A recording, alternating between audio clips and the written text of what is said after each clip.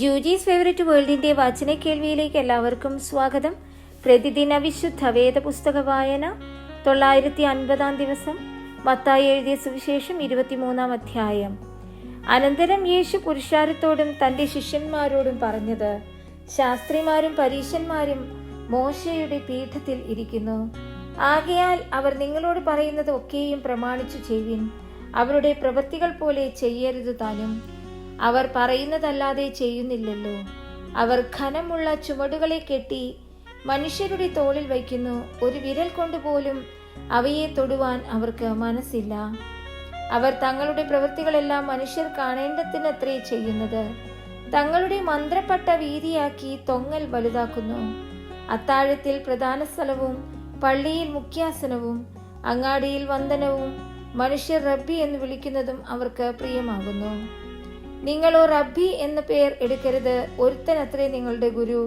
നിങ്ങളോ എല്ലാവരും സഹോദരന്മാർ.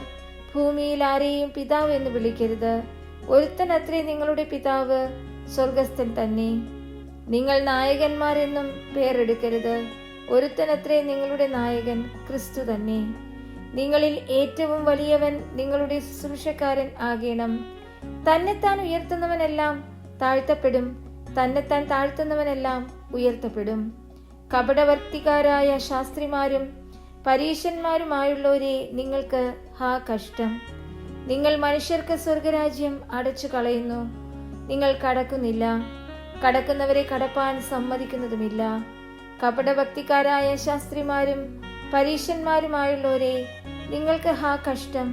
നിങ്ങൾ വിധവമാരുടെ വീടുകളെ വിഴുങ്ങുകയും ഉപായരൂപേണ ദീർഘമായി പ്രാർത്ഥിക്കുകയും ചെയ്യുന്നു.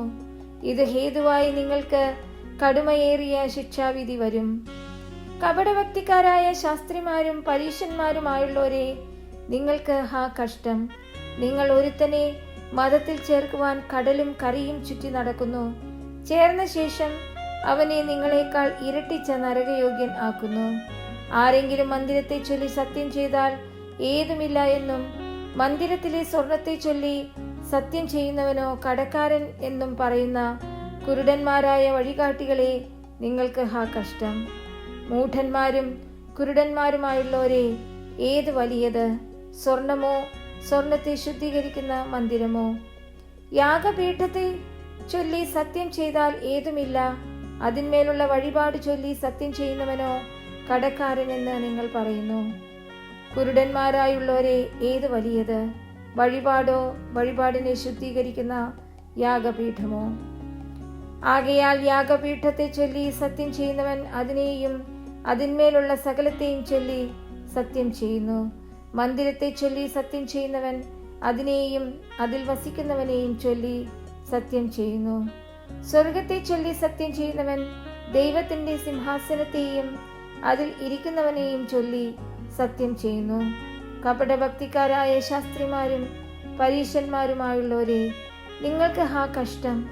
നിങ്ങൾ തുളസി, ചതകുപ്പ, ജീരകം ഇവയിൽ പതാരം കൊടുക്കുകയും ന്യായം, കരുണ, വിശ്വസ്തത ഇങ്ങനെ ന്യായപ്രമാണത്തിൽ ഘനമേറിയവ ത്യജിച്ചു കളയുകയും ചെയ്യുന്നു.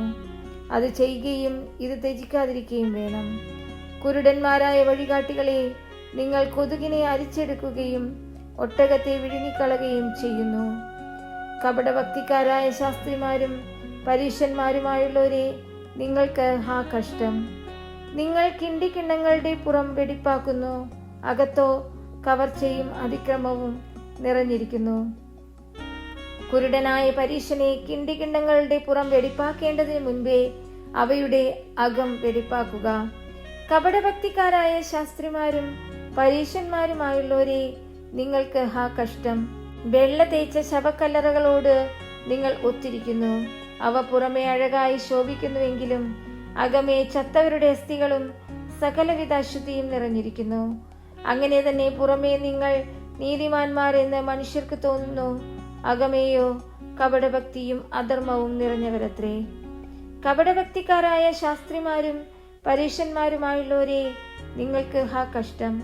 നിങ്ങൾ പ്രവാചകന്മാരുടെ കല്ലറകളെ പണിതും നീതിമാന്മാരുടെ കല്ലറകളെ അലങ്കരിച്ചും കൊണ്ട്, ഞങ്ങൾ പിതാക്കന്മാരുടെ കാലത്ത് ഉണ്ടായിരുന്നുവെങ്കിൽ പ്രവാചകന്മാരെ കൊല്ലുന്നതിൽ കൂട്ടാളികൾ ആകയില്ലായിരുന്നു എന്ന് പറയുന്നു. അങ്ങനെ നിങ്ങൾ പ്രവാചകന്മാരെ കൊന്നവരുടെ മക്കളെന്ന് നിങ്ങൾ തന്നെ സാക്ഷ്യം പറയുന്നുവല്ലോ.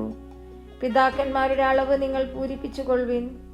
പാമ്പുകളെ, സർപ്പസന്തതികളെ, നിങ്ങൾ നരകവിധി എങ്ങനെ ഒഴിഞ്ഞു പോകും? അതുകൊണ്ട് ഞാൻ പ്രവാചകന്മാരെയും ജ്ഞാനികളെയും ശാസ്ത്രിമാരെയും നിങ്ങളുടെ അടുക്കൽ അയക്കുന്നു. അവരിൽ ചിലരെ നിങ്ങൾ ക്രൂശിച്ചു കൊല്ലുകയും ചിലരെ നിങ്ങളുടെ പള്ളികളിൽ ചമ്മട്ടി കൊണ്ടടിക്കുകയും പട്ടണത്തിൽ നിന്ന് പട്ടണത്തിലേക്ക് ഓടിക്കുകയും ചെയ്യും. നീതിമാനായ ഹാബേലിന്റെ രക്തം മുതൽ നിങ്ങൾ മന്ദിരത്തിനും യാഗപീഠത്തിനും നടുവിൽ വെച്ച് കൊന്നവനായി ബെരക്യാവിന്റെ മകനായ സെഖര്യാവിന്റെ രക്തം വരെ ഭൂമിയിൽ ചൊരിഞ്ഞ നീതിയുള്ള രക്തമെല്ലാം നിങ്ങളുടെ മേൽ വരേണ്ടതാകുന്നു. ഇതൊക്കെയും ഈ തലമുറ മേൽ വരുമെന്ന് ഞാൻ സത്യമായിട്ട് നിങ്ങളോട് പറയുന്നു.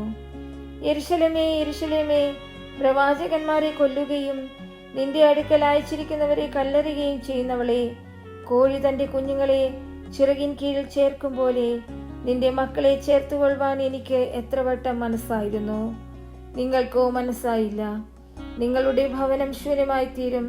കർത്താവിന്റെ നാമത്തിൽ വരുന്നവൻ അനുഗ്രഹിക്കപ്പെട്ടവൻ എന്ന് നിങ്ങൾ പറയുവോളം നിങ്ങൾ ഇനി എന്നെ കാണുകയില്ല എന്ന് ഞാൻ നിങ്ങളോട് പറയുന്നു.